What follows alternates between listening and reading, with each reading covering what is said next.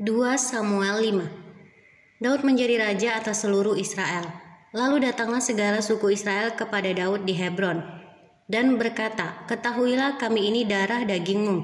Telah lama ketika Saul memerintah atas kami, engkaulah yang memimpin segala gerakan orang Israel. Dan Tuhan telah berfirman kepadamu, engkaulah yang harus menggembalakan umatku Israel, dan engkaulah yang menjadi raja atas Israel." Maka datanglah semua tua-tua Israel menghadap raja di Hebron. Lalu Raja Daud mengadakan perjanjian dengan mereka di Hebron di hadapan Tuhan. Kemudian mereka mengurapi Daud menjadi raja atas Israel.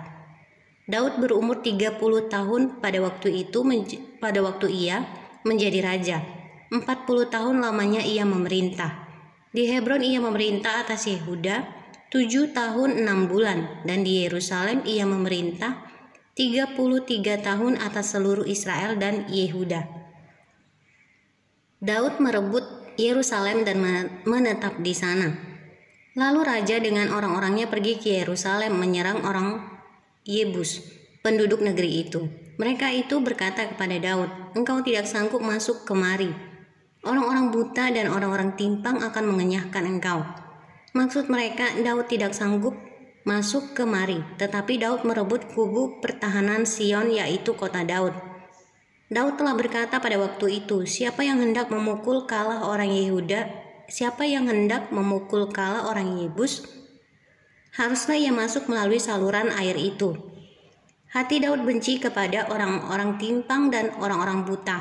Sebab itu orang berkata, orang-orang buta dan orang-orang timpang tidak boleh masuk bait. Dan Daud menetap di kubu pertahanan itu dan menamainya kota Daud. Ia memperkuatnya sekelilingnya mulai dari Milo ke bagian dalam. Lalu makin lama makin besarlah kuasa Daud, sebab Tuhan Allah semesta alam menyertainya. Istana dan rumah tangga Daud. Hiram raja negeri Tirus mengirim utusan kepada Daud dan kayu alas, tukang-tukang kayu dan tukang-tukang batu. Mereka mendirikan istana bagi Daud. Lalu tahulah Daud bahwa Tuhan telah menegakkan dia sebagai raja atas Israel dan telah mengangkat martabat pemerintahannya oleh karena Israel umatnya. Daud mengambil lagi beberapa gundik dan istri dari Yerusalem. Setelah ia datang dari Hebron, dan bagi Daud masih lahir lagi anak-anak lelaki dan perempuan. Inilah nama anak-anak yang lahir bagi dia di Yerusalem: Syamua, Sobab, Natan, Salomo, Yibhar, Elisua, Nefek, Yafia, Elisama, Eliada, dan Elifelet. Daud memukul kalah orang Filistin.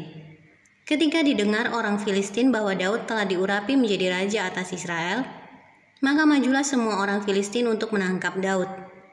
Tetapi Daud mendengar hal itu, lalu ia pergi ke kubu pertahanan. Ketika orang Filistin itu datang dan memencar ke lembah Refaim, bertanyalah Daud kepada Tuhan, "Apakah aku harus maju melawan orang Filistin itu? Akan kuserahkankah mereka ke dalam tanganku?"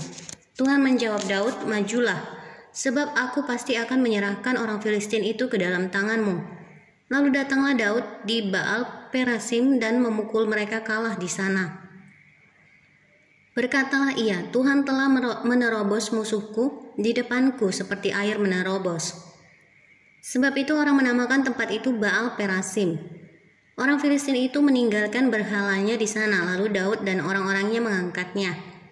Ketika orang Filistin maju sekali lagi dan memencar di lembah Refaim, maka bertanyalah Daud kepada Tuhan, dan ia menjawab, "Janganlah maju, tetapi buatlah gerakan lingkaran sampai ke belakang mereka, sehingga engkau dapat menyerang mereka dari jurusan pohon-pohon kertau. Dan bila engkau mendengar bunyi derap langkah di puncak pohon-pohon kertau itu, maka haruslah engkau bertindak cepat, sebab pada waktu itu Tuhan telah keluar berperang di depanmu untuk memukul kalah tentara orang Filistin." Dan Daud berbuat demikian seperti yang diperintahkan Tuhan kepadanya, maka ia memukul kalah orang Filistin mulai dari Geba sampai dekat Gezer.